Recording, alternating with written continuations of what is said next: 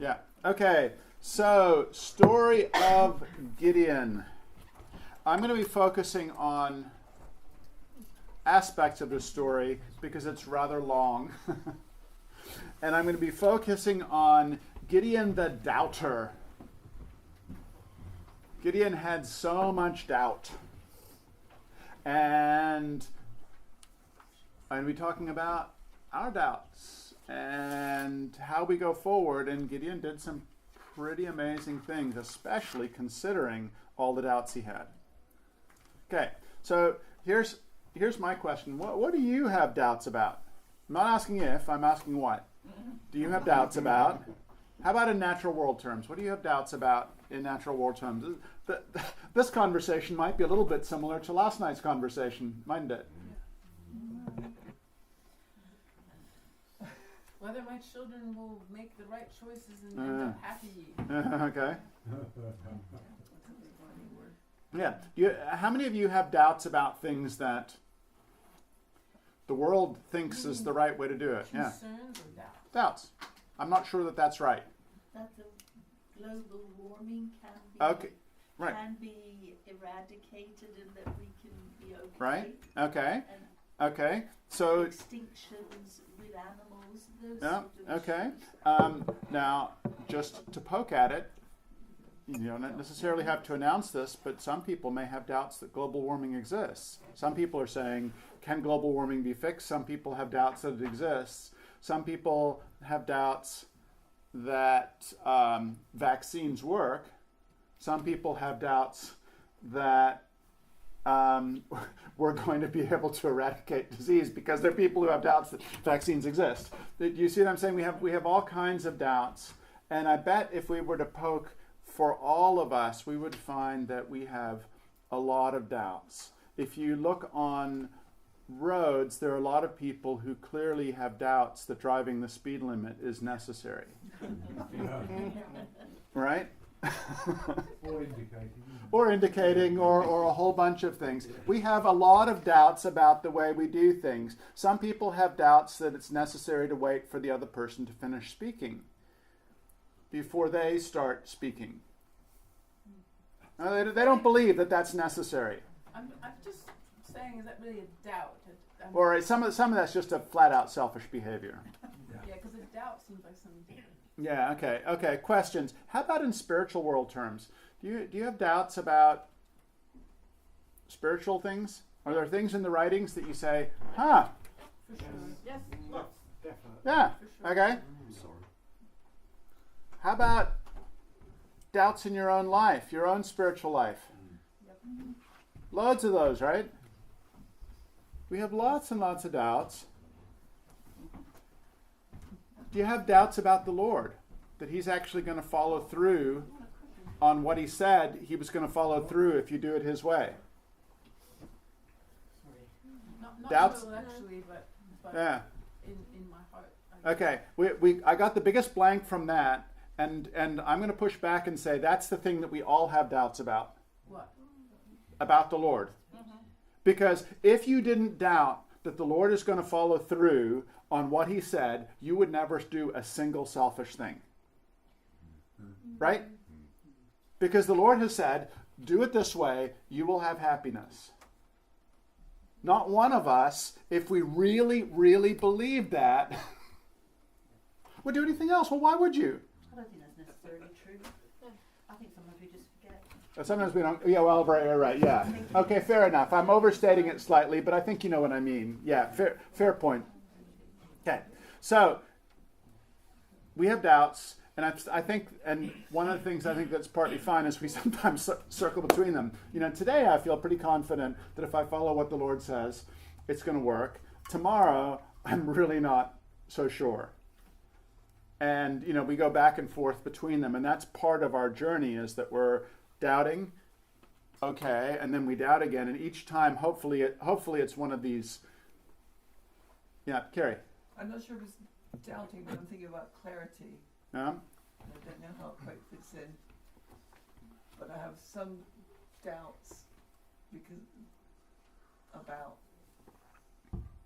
partly the back and forth is due to lack of clarity. I can sort of it's almost I can think two things at once because I'm not quite sure about sort of thing. The Lord is in control, but I'm not quite sure in the specific detail of how I behave. Yeah. So Yeah. I'm not. So it can be subtler the trust in the Lord as to quite what that is. Yeah. Right. And it's, anyway, that might be too not there's fitting in. yeah, that might be right. I hear what you're saying. We're always moving into clarity and lack of clarity. I know I love my spouse. I don't especially feel it right now. I don't have particular clarity about how to do it, and we'll move back and forth into those. I saw Paul and then Mark. Yes, I think a big one for many people must be, is there life after death? Yeah. Even for a person, as we approach that barrier, you say, yes, I believe that's the case, and I do it on the basis of rationality and my understanding of the word, but no one's come back and told me it's okay there. Yeah, that's true. That's true. And I can tell you as a pastor that different people have dramatically different responses as they approach really close to it. And I remember as a younger man being just surprised at someone who was desperately afraid to die. That was not someone I would have thought. Mark? Not so much doubt, but almost a point where you're not thinking about spiritual matters at all. The natural world is so compelling, and the worries and concerns. Sorry, I was late just into class just now. Because there was other stuff going on.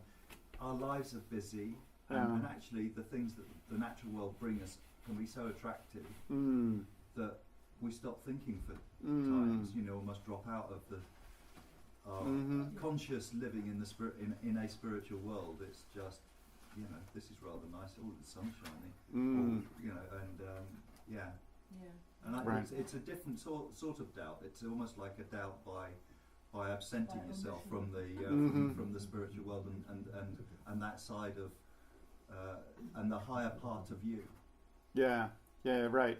Sort of a non-decision. Yeah. Like when you're driving down the highway and you say, "Do I get off this exit?" And you pause for a second. Now you're past it.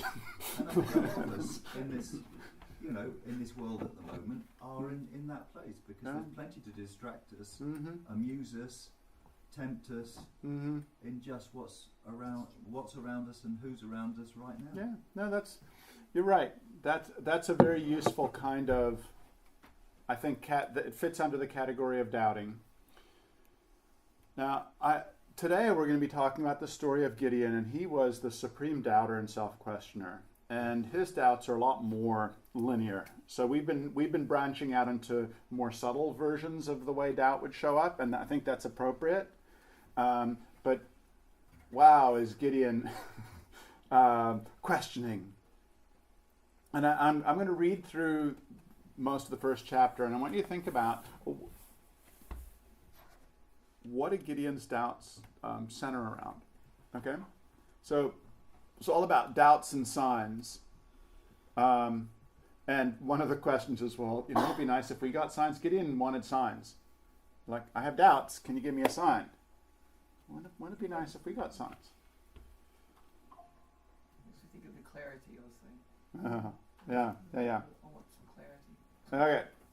So, here's a story. Then the children of Israel did evil in the sight of the Lord. On the side of Jehovah, literally. So Jehovah delivered them into the hand of Midian for 7 years. And the hand of Midian prevailed against Israel. Because of the Midianites, the children of Israel made for themselves dens and caves in the mountains. So it was, when Israel had sown, the Midianites would come up and destroy the produce of the earth and leave no sustenance for Israel. So Israel was greatly impoverished, and the children of Israel cried out to Jehovah. Just a little bit of, I'm getting ahead of them myself. So the children of Israel, oh yeah, there are the caves. Okay.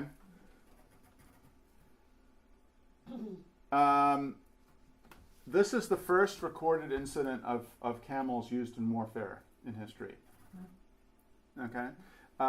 So in a largely agrarian, horses were making their way from the steppes of Asia here, but you can imagine what it would be like to see a horde of camels coming over the hill super fast, especially when it really truly was a horde, a huge group. It would have been way too sudden and way too powerful. So the fact that they're living in caves is not a surprise. They just had zero capacity to reply. And it came to pass, after they complained, that you'll notice I've got lots of ellipses in here because I've cut the story in more than half. That Jehovah sent a prophet to the children of Israel, who said to them, "Thus says Jehovah God of Israel, I brought you up from Egypt, and I delivered you out of the hand of all who oppressed you, and drove them out before you, and gave you their land. And I also said, I am Jehovah your God. Do not fear the gods of the Amorites, in whose land you dwell. But you have not obeyed my voice." The children of Israel worship other gods. I'm going to worship money, pleasure, my temper, those kinds of gods. They were conquered. They cried out to the Lord, and the Lord said, I told you.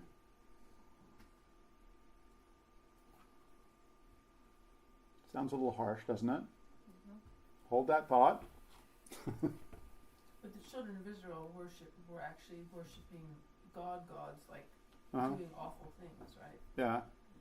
Right. The worship of other gods was not merely turning away from the Lord. A lot of the worship of other gods involved indecent behavior and child sacrifice and just awful things that we just don't want to go there. Now the angel of Jehovah came and sat under the terebinth tree, which was in Ophrah, which belonged to Joash the Abiezrite, while his son Gideon threshed wheat in the winepress. So he was trying to hide. Wheat and wine are harvested at very different times of year. So if he threshed wheat in the winepress, nobody's going to look there, because who would be dumb enough to put wheat in a winepress? Maybe he could get some wheat, even if the Midianites came at that time, in order to hide it from the Midianites. And the angel of Jehovah appeared to him and said to him, Jehovah is with you, you mighty man of valor. So here's this guy in the act of hiding. The Lord is with you, you mighty man of valor. Think you bought that? But Gideon said to him, O my Lord, if Jehovah is with us, why then has all this happened to us? And where are all his miracles which our fathers told us about, saying, did not Jehovah bring us up from Egypt? But now Jehovah has forsaken us and delivered us into the hand of the Midianites. Then Jehovah turned to him and said, Go in this might of yours, and you shall save Israel from the hand of the Midianites. Have I not sent you? And he said to them, O my Lord, how can I save Israel? Indeed, my clan is the weakest in Manasseh, and I am the least in my father's household. The least in my father's household probably means he was the youngest son, and they lived in an incredibly hierarchical world. That would be like Tylo bossing us around. Okay? It really, youngest sons did not tell older sons what to do. Right? That's supposition, but it's reasonably strong. Jehovah said to him, Surely I will be with you, and you shall defeat the Midianites as one man. Then he said to him, If I found favor in your sight, then show me a sign that it is you who talk to me. Do not depart from here, I pray, until I come to you and bring you my offering and set it before you. And he said, I will wait until you come back. So Gideon said to him,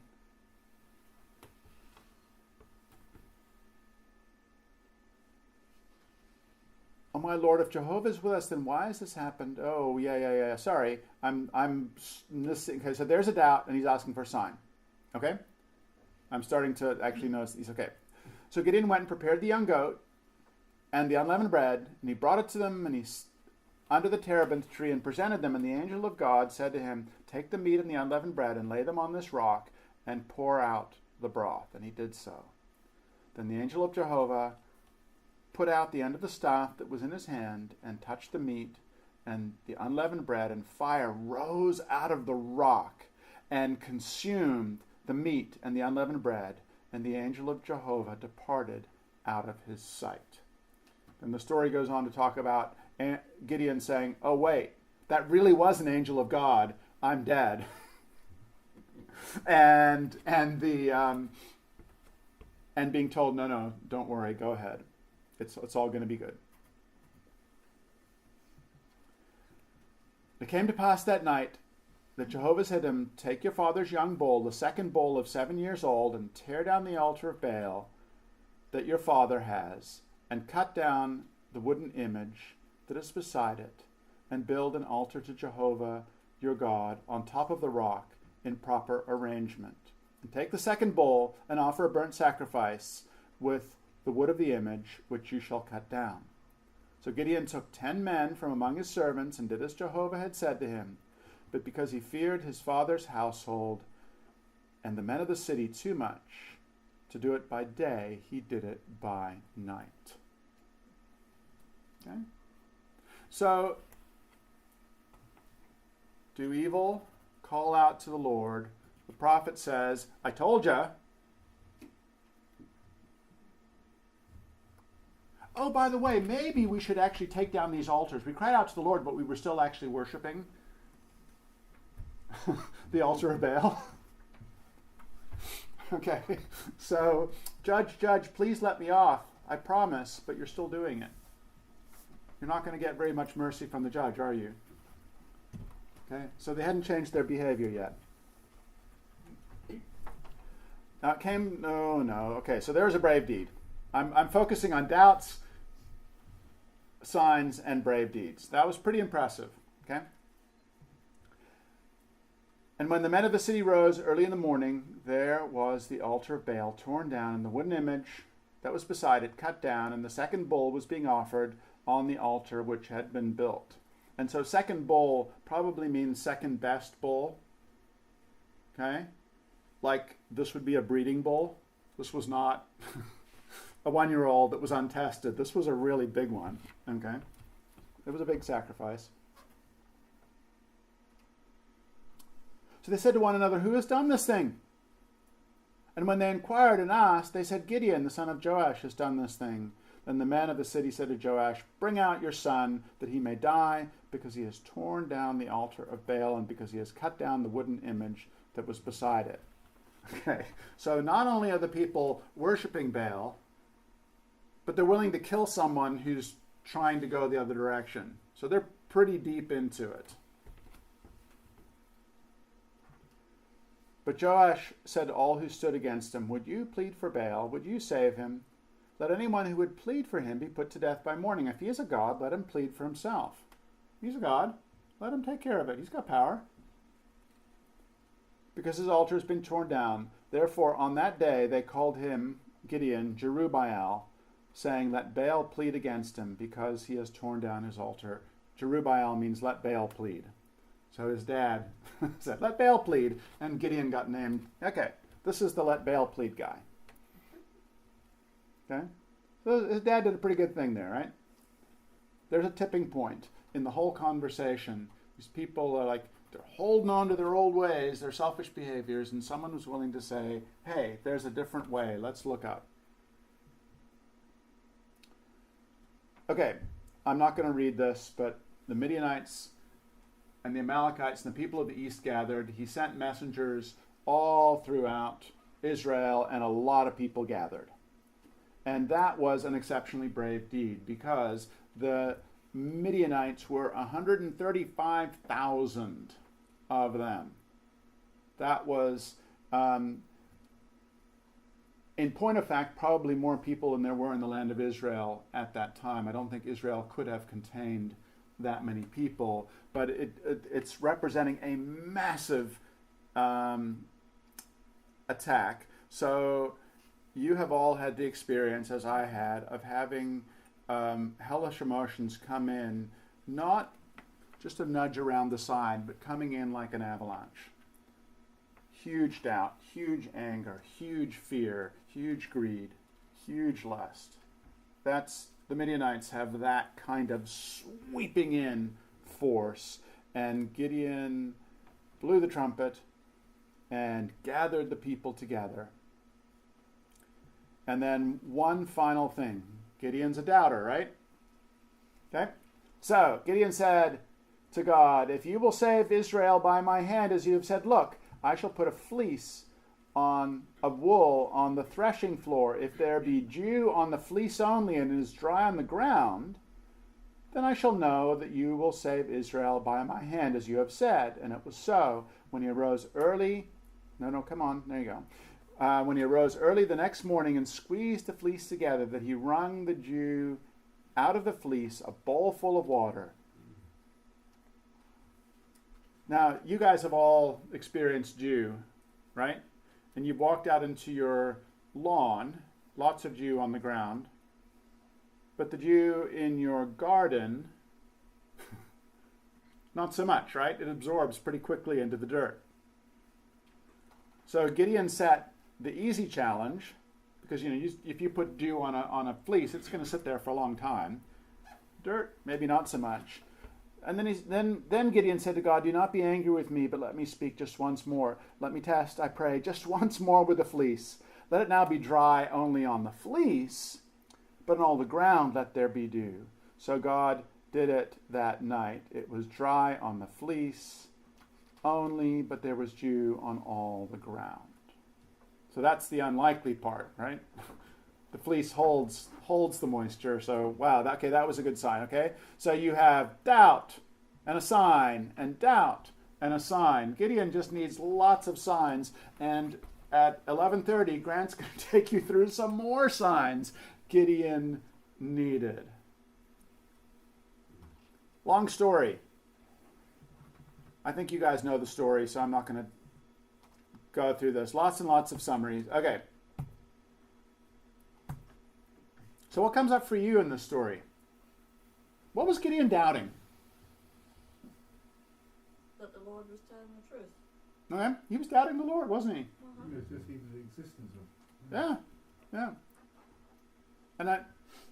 And so, right, is the angel telling the truth? Does the Lord have the power to pull this off? Because it was an odds against battle from day one, and I think that you'll see with Grant that it became seriously odds against. He's also doubting himself, wasn't he? I'm the least of my father's house. I can't do this. Other people might. Go get Fritz. He's much better than that. Not me. So Gideon was doubting the Lord. He was doubting the angel, which would be a symbol for the Lord's word. So the Lord's power, the Lord's truth, and he was doubting himself. And I think in our spiritual struggles, we have all of those going on, some degree or another. Yeah? It's funny because sometimes I feel like, why should he doubt, silly man? The angel pulled fire out of a rock. And then other times I think, well, of course he had doubts. I mean, he was being asked to go up against 135,000, etc. And I can't really decide which way I feel. Oh. And isn't it funny how it is that way with our own lives? And every now and then I have this blinding flash of clarity. I think, okay, I'm doing it this way now. And for a week, I do it this way now. And then that clarity kind of fades. And as Mark was saying, the other, the present things just kind of rise up. And that sort of what Carrie was saying, the lack of clarity leads me to question that initial insight that is absolutely worth prioritizing. And so we're just, Ulla. There's a lot of evidence for why you would doubt. I mean, God said he'd take care of them and he didn't.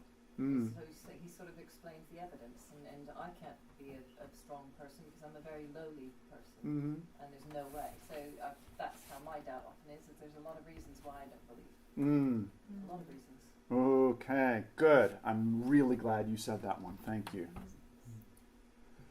Okay, so I want to talk about doubt some. Are all doubts bad? Right? If you buy this, you will never be sick again. Okay? There are a lot of doubts that we should have. And there are doubts that we shouldn't have. And, when it comes to the Lord, probably we want to have less doubt rather than more. When it comes to me or Ray, well, you decide how much doubt you have. Okay, I'm going to give you some passages on this. There are two basic attitudes of mind, the first leading to utter stupidity and insanity, and the second to perfect intelligence and wisdom. First occurs when someone denies everything, that is, says in his heart that he's unable to believe those things until he is convinced by things which he can grasp with his mind and perceive with his senses. Show me. The thing that always comes to mind for this is if I say to a child, I have my keys in my pocket. Yeah. Show me. They want to see it. They want to touch it. Okay? And I think that a chunk of us are that way in an awful lot of areas. This is the attitude which leads to utter stupidity and insanity and must be termed the negative attitude. The second occurs when someone regards affirmatively the things which comprise doctrine drawn from the Word. That is, when he thinks within himself and believes that those things are true because the Lord has spoken to them. This is an attitude which leads to perfect intelligence and wisdom and must be termed the affirmative attitude. There you go. So, convinced by the senses or affirmative to things in the Word.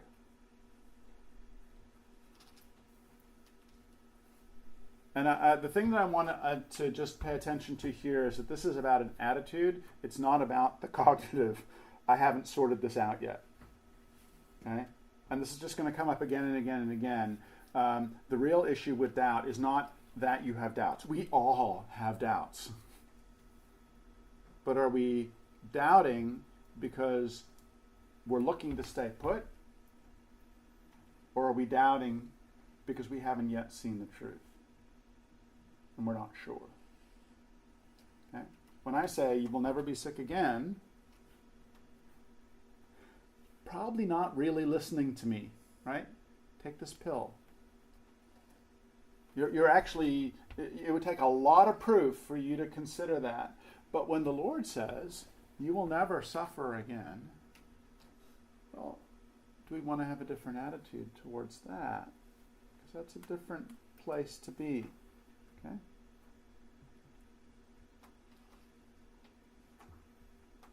Okay, I'm going to skip that.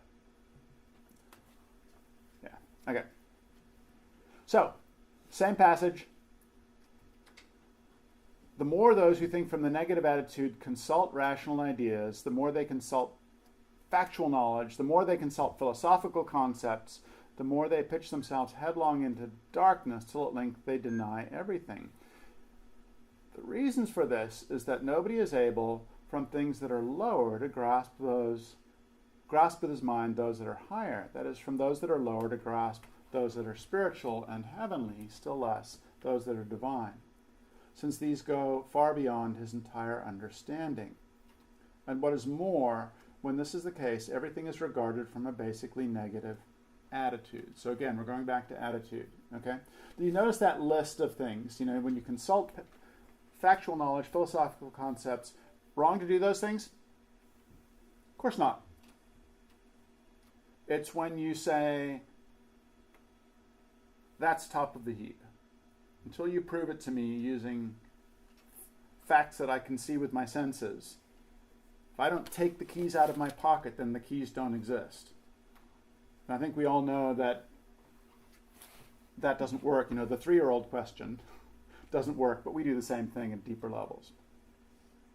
On the other hand, people, however, who think from an affirmative attitude are able to confirm themselves with whatever rational ideas and whatever factual knowledge, indeed whatever philosophical concepts, which they're able in any way to make use of. For them, these matters are confirmatory and enable them to have a fuller idea of the matter. So just give you an example. If someone that you care about says something that is not evident to you, you're going to give them the benefit of the doubt, for the most part, aren't you? In an argument? Depends who it is. Yeah, right. Probably not so much, right? Because you're in kind of an oppositional position. So that very same person that 10 minutes ago you'd have said, oh, tell me what you mean by that. Now that you're in a disagreement, you're going to be like, okay, sure, prove it. Maybe the same words come out of their mouth. And you probably had this experience when you're in the middle of the argument saying, no, no, no, no, no. You resolve it. And they say the exact same words. And you're like, oh, okay, I got it.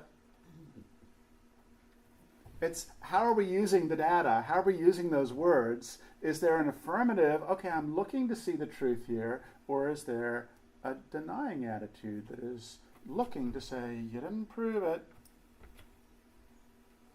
Long passage. In addition to this, there are those who are in doubt before they deny, and those who are in doubt before they accept affirmatively. And I love that idea. We're all having doubts. Are you willing to doubt? You know, sometimes you doubt before you say no, and sometimes you doubt before you say yes. And this is talking about spiritual concepts.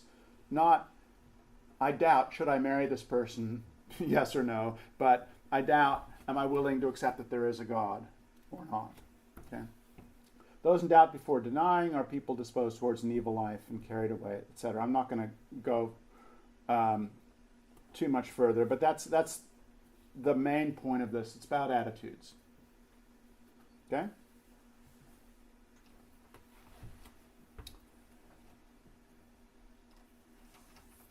So we all have doubts. And we have different doubts. How many of you have doubted the existence of God in your adult life? Eh? I haven't. That's not one of my things. Different people do. That's just, Paul mentioned life after death. How many of you in your adult life have doubted the existence of life after death? Okay? Different people, right? And if I kept on going, how many of you have doubted that your married partner is your forever one? Yeah, okay? You get what I'm saying? We could all go and we would have, I know, that's not I wasn't really asking for hands up on that one. Yeah. But if I were to go through and say, what do we have doubts about? And we were really to be honest, because it's, this is a public setting, a little bit iffy. We'd have different areas of vulnerability and different areas of confidence. So here's a place, yeah. Aren't doubts good though, because that gives you choice? Oh, yes. Hold that thought. You're spot on. No, you're spot on. And we're going to come exactly to that. Doubts are actually a necessary part of becoming a mature human being. And we'll hit the first part of that right now. Okay? New Church teaching talks about temptation or spiritual trials as you're trying to live a decent life.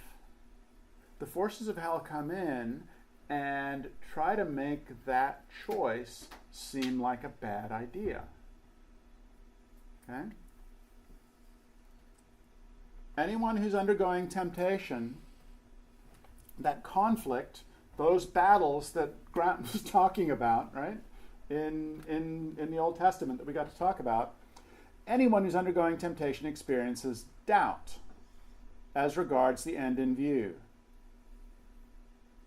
That end is the love against which the evil spirits and evil genii fight, and in so doing place the end in doubt. The greater the love is, the more they place the doubt.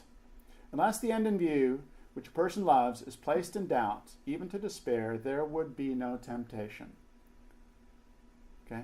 A feeling of certainty about the outcome precedes and is part of victory. Okay? So you decide you want to be a compassionate person, an honest person, whatever person. You pick your goal. There are going to be a rush of negative feelings and negative thoughts that come in that make you doubt that you can pull that off, or maybe even that it's even worth trying. That this is a value that's worth espousing. And if there is no doubt, there's no temptation. Okay? So here's a really, really good reason why you might doubt. That's partly on Louisa's comment, right? If you're striving to be a good person, the way you find the next level is by doubting that you can achieve it. And in that doubting, you end up with a dialogue that is more fruitful than if you were certain. And you've all had this, right? You think you know something about something, and then you realize it's not working, and you get kind of confused, and you're opening, and you're questing, and then your buddy who's been saying the same thing for 20 years to you says something, and you hear it for the first time, like, oh, got it, okay, that was the answer. I wasn't listening because I thought I knew the answer. I had to be in a state of doubt before I was willing to consider something different. And spiritually speaking, the same is true. And I think that part of this kind of temptation is sometimes we're going to doubt the existence of God and the existence of spiritual reality. So that's part of temptation. So if you've had intense periods of saying, I'm not sure that God exists if this is going to happen, that might be part of a healthy spiritual journey. You don't want to stay there, but the fact that you go there doesn't mean, oh no, I'm a bad person. It might be a very healthy thing. It might be that you're making progress. Yeah? The last line does not fitting with a feeling of certainty about the outcome precedes. Because that sounds contradictory. Yeah. I think you're right, and I think the precedes there is immediately before the victory. So in other words, you're doubting, and then you say, "Oh, right, okay, I'm with God on that one," and that's what leads to the victory. So we have to go through the valley, but it's when we can get to the hill on the other side that we're able to conquer, but we couldn't conquer from the hill before. You're on a lower hill, you go through the valley, you get to a higher hill, and there you're able to overcome. Yes, good question, because you heard me stumble it as I was reading it because I wasn't parsing it out. Yeah. Yeah. There's always both things. That line. Yeah. Still bugs me. Yeah. Yeah. Give yourself 20 years. I do that with reading the writings all the time. Like, yeah, okay, maybe the next time or the fifth time, henceforth. Fritz. Yeah, I'm still thinking over the first part of the passage. It almost makes it seems as if there would be no doubt we could kind of bypass temptation. Or is it really a necessary part of temptation as part of regeneration? Yeah. And is it caused by something in us, or is it really like evil spirits causing the doubt which we need to fight as of self? I think it's a necessary part, and it's because... What's the question? Can you bypass it? Yeah, well, No. we would read it like that. Huh? Wouldn't it be nice? No, you cannot bypass it. The doubt and the temptation. You can't, because the temptation is, what do you value, right? I value being healthy. I really, really value ice cream. And I would eat ice cream every meal. I really would, if it didn't matter. I love ice cream. And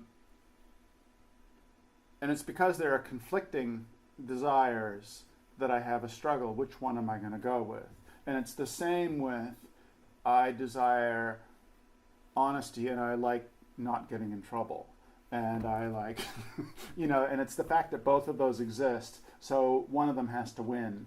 And in Grant's picture, did you notice that the Jews were in the hill country, the Israelites. You know, we have that higher place that we have to stand for. Mark? I'm just thinking, struggling almost to think that if you don't have doubts, how can you have any conviction in what you do believe? Because you almost have to try the opposite hypothesis or the other, the alternative, in your rationally, if not even in your heart, before you can be convinced that the path that you're following is the one that you truly do believe in. And it's a bit like, you know, a tree and its roots.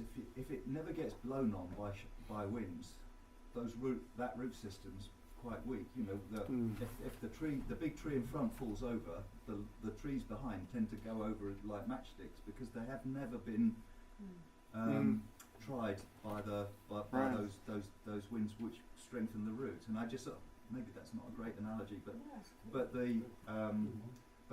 I think that if I've thought something through and if I've almost gone the other way a little bit and then thought, oh no, that doesn't work, and you come back, then actually you're stronger from doing that. I agree. So if you were to actually track your life and say where are the places that you've had the internal struggles, that's the stuff you really value, right? I think that's very real. That's very real. We fight for the things that we care about because you have infinite things that you could pick spiritual battles about. You know, you have so many different things, and you pick your fights about a few things because you care enough about them to engage in that doubt and to explore it. Yeah. Well, I was just wanting to speak from the perspective of somebody that doesn't always know what category I'm in. Like, I know that things feel like a mess inside, but I don't always know what I'm doubting or exactly what I'm fighting until maybe in hindsight. Right. Yes. So this is describing things from the Lord's perspective. I think, you know, temptation when it's described from our perspective is often described as sort of feeling oppressed or feeling, I can't remember the phrasing, disease or I think that we would just have a down time.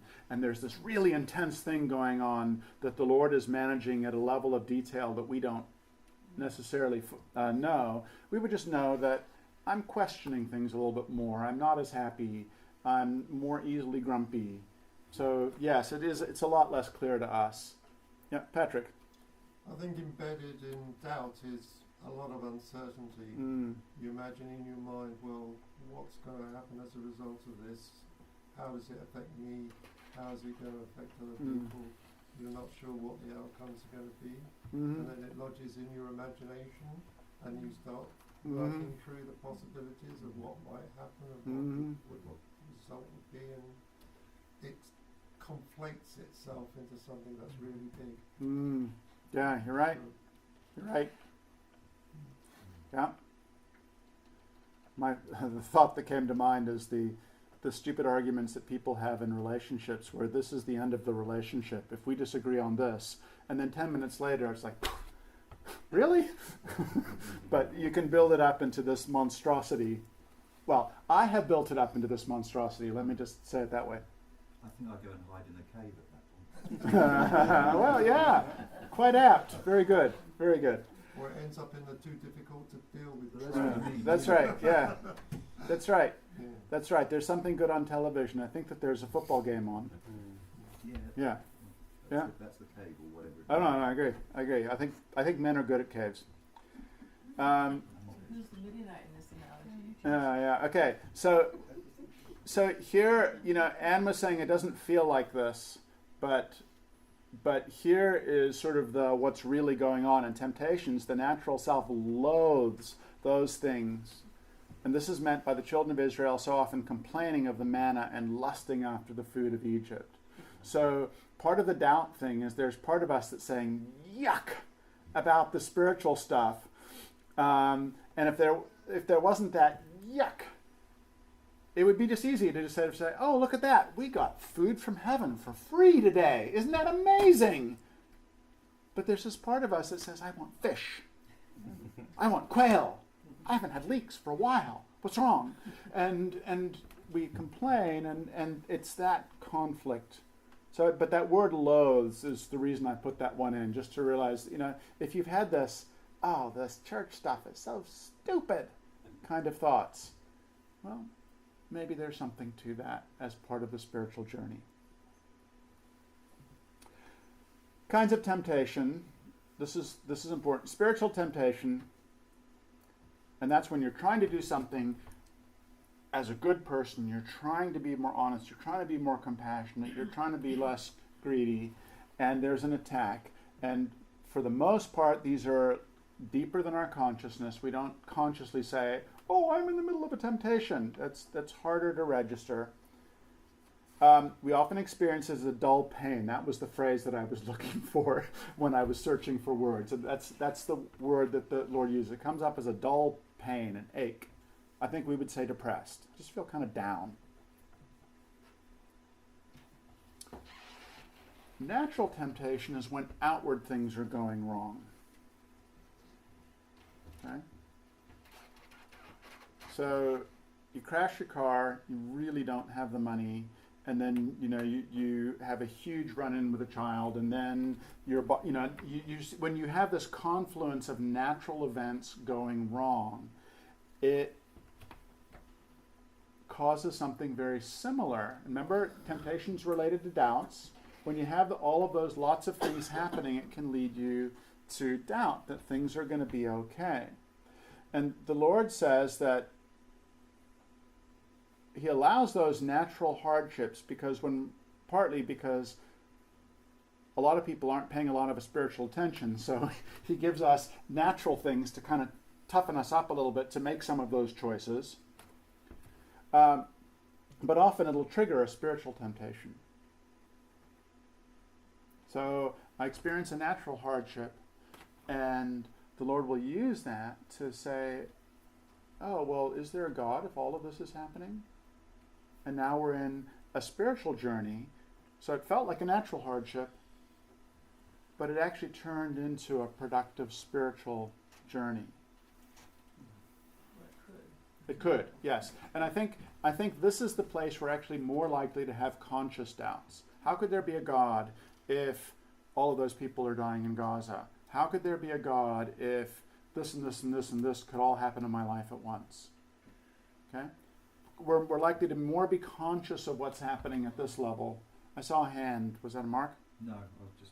Oh, Fritz, there you go. Thank you. Just to make sure, natural temptation, as you put it here, is that also described as natural anxiety? In some passages, I do remember, I don't know the number, that it says that spiritual temptations don't happen all that often nowadays, but there is many cases that are actually natural anxiety. Yeah, and I suspect that that's probably the same thing. That might just be a more free translation of that same word. Grant? Oh, I was just going to say, one other way of looking at this is helpful is spiritual temptation is a test of our love for God and our neighbor, the love for the good and the true. And natural temptation is a test of our love of self and of the world. So if we're struggling, and it's really just about me being happy selfishly, that's a natural temptation. So natural temptations don't progress us forward, really. They just maybe give us an opportunity if they lead us into a spiritual but there's also the passage that says they do some good.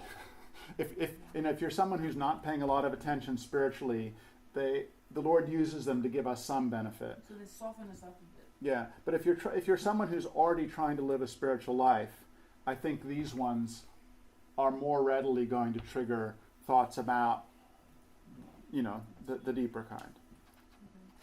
Okay? So they drag on and on. Have any of you read the story of Job? Job? Yeah, Book of Job.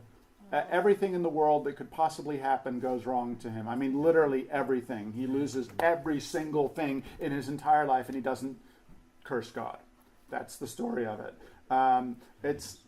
If you are in a somewhat masochistic state of mind, or you want to really admire someone, read the Book of Job. It's amazing and this was a book written by people who knew the science of correspondences And they were trying, I think, to describe just how hard it is sometimes in our lives when things just seem to be going wrong. And I actually find it somewhat comforting. Like, yeah, okay, okay, I'm not the only person who's had it that bad. Makes me think of a friend who would phone me up because John's going through lots of complicated things. It's just, I'm phoning you up just to see what's going on in your life, and obviously if it would make her feel better, really. Mm-hmm. But hopefully it was because she thought I was coping reasonably well under the circumstances. I have to be honest, I sometimes say to myself, I know it's worse for other people. Yeah. And that does make you feel, quite happy or happier with your lot at that point in time. Yeah. Yeah, you're right. Yep. And that is part of what happens with children that makes it so much harder, right? This is the worst day. Really the worst? No, it's the worst day. They don't have that perspective. Yes, I could make it worse. Oh, now there's an experience. No, I didn't do that. That's right. If that thought had to go through, but you don't know. It's recorded. That's right. It's recorded. Yeah. Okay. Okay. So here's where we get to Louisa's question, really. Okay. It should be recognized that it is in accordance with the laws of order that no one should become convinced of a truth instantaneously, that it should be instantaneously made so sure of the truth that he's left in no doubt at all about it. The reason for this is that when truth is impressed on a person in that kind of a way, he becomes so fully convinced of it that it cannot be broadened in any way or qualified in any way. So think about the true believers about any position who just, this is the way it is, I'm not open to any discussion, that's it. Okay? Truth like this is represented in the next life as that which is hard, not allowing good into itself to make it pliable. And if any of you have been noticing the lack of rain and the dirt getting harder and harder and not becoming very pliable just recently. This goes to explain why in the next life, as soon as some truth is presented through plain experience to good spirits, some opposing idea giving rise to doubt is presented. So deliberate doubt is presented.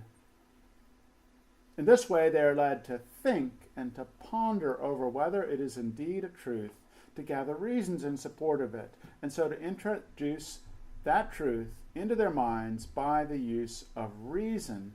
And this enables their spiritual vision in respect to that truth to be broadened, seeing even into ideas that are opposed to it. I love that. I can even see some of the reasons why someone might disagree with this. They therefore see and perceive with their understanding every characteristic of the truth, and from this are able to let the influences coming from heaven as the situation demands. For truths take varying form as dictated by circumstances. Okay? So a true believer, this is the way it is, it's the only way. An expert in a field, very flexible, right? There are lots of different ways that this could apply. Here it applies this way. Well, over here, it applies differently. But they don't give up their moral They don't know. certainty. They've got the compass that allows them to be dynamic about it. I think you've got to be more courageous to be flexible. One of the problems with the human aspect is that it tends to prefer not to be flexible, therefore it will follow people that will often give you a definite answer. You don't then have to doubt it, which makes your life easier, and you end up like a bunch of lemmings, which goes back to the reason why doubt is useful, because you do need to actually question what's going on around you. As you question, then hopefully the path that some paths are leading will not be the path that this is a bad one. If you just follow people who appear to know what they're doing, often you're going to get yourself into a lot of problems. Yeah. Isn't this a fun passage? I really like it. Like, think a little deeper and let yourself have a doubt about that question and let the idea expand. Patrick. This passage about doubt kind of suggests it's a dynamic process. That the more you deal with difficult problems and issues and overcome them, the better you are at dealing with them. You become stronger and better and more, well. But you mustn't worry about them too much either. No. Yeah. It's the balance, isn't it? Yeah. Carrie. Good to have, but not the worry. Oh, Paul first, sorry. Does that mean to say that truth is not absolute? As I see it from reading that, there is truth which is absolute to the extent that there's infinite, it's from an infinite source, but it can be seen or applied in a slightly different way and still cohere to that fundamental truth which exists throughout all its applications. Yes. I would agree with that. I think that the passage is saying when we first see a truth, we tend to focus downward on the truth, and by asking questions, we sort of get up to the essential element of the truth, which would then apply variously. Yes, it's the application of truth in different circumstances where it still remains within their parameters of being absolutely true. Yeah, agreed. In the passage it says that the truth can be broadened. So it's almost like it goes up and out, and then we can see more aspects of it.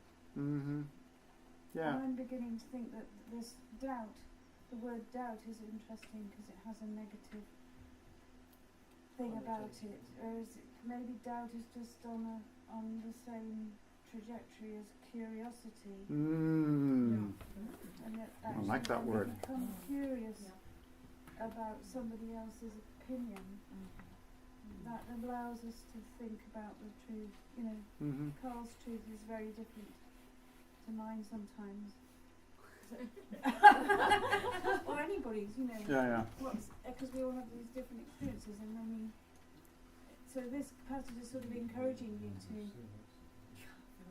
It sounds like they're being deliberately educated to think of someone else's idea or something other perspective in heaven, aren't they? In order to cause that broadening and development. So truth, we think of truth like it's this tiny little thing here, there, and actually it's this vast, beautiful, massive thing. It is, yeah. It's got a flex. Yeah. What's coming from Carrie? the Lord, which is everything down to us. And we need to be looking up and looking up. I was thinking about the let's see if I can remember what I was thinking. That doubt, I'm not going to get political, but just in the natural world, with information and people not following this news because is that true, and the whole thing about it being negative. How do we know what to believe? To vote for so and so because I don't know what that kind of truth. I'm thinking, well, maybe under that is a really, over time, it's a really good thing. I tend to feel like it's terrible. How do you know what's going on? Where's facts? That's not truth in the spiritual sense, but part of me is thinking, maybe this is a real stirring up over a very long time of making people think more, inquire differently, and individuals in that clearly won't. Some will pursue what's true and some won't, but maybe it's stirring up a lot of kind of like the teenage years where there's just lots of stirring for a while. Okay. Erik, I think. Go ahead, Louisa. Sorry. I was just going to say, is that where faith comes in, where you doubt something, and then you can have your faith in what you've learned, what you've been taught, and you can rely on that to make the good decisions. So someone's, like Catherine was saying, someone's truth is very different. So a mass murderer, their truth might be, well, I love doing that, and that's what I should do. But there is an element of faith to that as well. Right, and that's getting to back what Paul is saying. Sort of, there is a right thing, and you want to try find Carl. How much doubt's acceptable?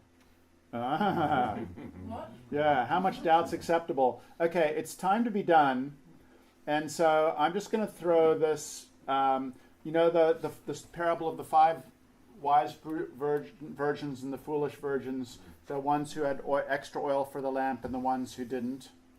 When describing about everyone fell asleep, to slumber in the internal meaning is to grow sluggish from the delay in the things of the church, and to sleep is to cherish doubt. I love that phrase. It's fine to doubt, but when we cherish doubt, then we're going to pick on everything that could be used to defend it.